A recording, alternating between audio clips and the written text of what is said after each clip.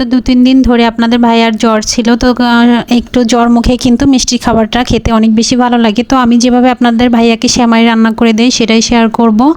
আর নবাবী সেমাইয়ের থেকে এই সেমাইটা আমার হাজব্যান্ড আমার হাতের অনেক বেশি পছন্দ করে, আমার কাছেও খুবই ভালো লাগে, দেখতেও অনেক বেশি লোভনীয়, যেমন খেতেও অনেক বেশি মজা। সেমাই তো সবাই রান্না করেন, তো এভাবে একবার হলেও ট্রাই করবেন, দেখবেন অনেক বেশি ভালো লাগবে। প্রথমে আমি 1 লিটার দুধ জাল করে রেখেছি, জাল করে কিন্তু দুধের একটু মালাই তৈরি করে এই সেমাইটা রান্না করার জন্য অবশ্যই দুধে একটু মালাই তৈরি করলে কিন্তু খেতে অনেক বেশি ভালো লাগবে। তো বাদামটা আমি কুচি করে নিচ্ছি, বাদাম কিশমিশ আমি একটু ভিজিয়ে রেখেছিলাম 30 মিনিটের জন্য।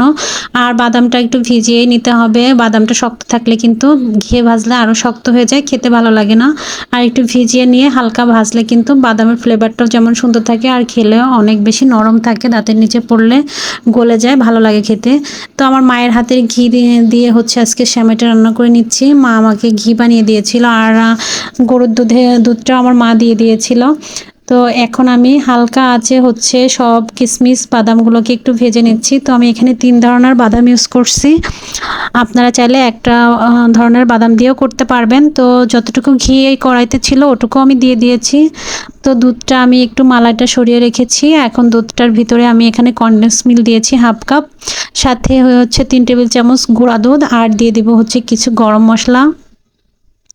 তো গরম মশলাটা আমি একটু পরে আবার ফেলে দিব, আর সাথে দিলাম 2 টেবিল চামচ চিনি। তো কনডেন্স মিল্ক দেওয়ার কারণে চিনির পরিমাণটা কিন্তু খুবই কম লাগবে এখানে।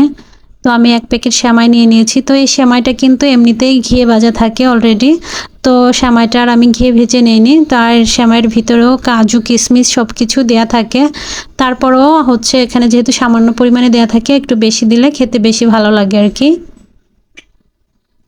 তো দেখতে পাচ্ছেন সেমাইটা কিন্তু অনেক বেশি হচ্ছে সুন্দর। আর এখন আমি দুধটা এখানে ঢেলে দিচ্ছি। তো পরিমাণ মতো দুধ দিয়ে দিয়েছি, এটা কিন্তু বেশি করে দুধ দিলেই বেশি খেতে ভালো লাগে, শুকনো শুকনো হলে কিন্তু খেতে বেশি ভালো লাগবে না, তো একটু দুধটা একটু বেশি দিতে হবে।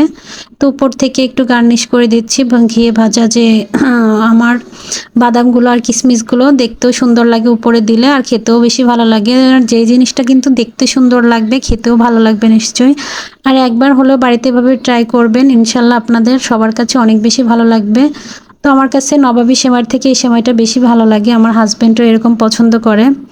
তো আমি কিছুক্ষণের জন্য হচ্ছে ফ্রিজে রেখে দিয়েছিলাম, তো এখন হচ্ছে সার্ভ করে নিচ্ছি। দেখতে পাচ্ছেন সেমাইটা একদম পারফেক্টভাবে হয়েছে।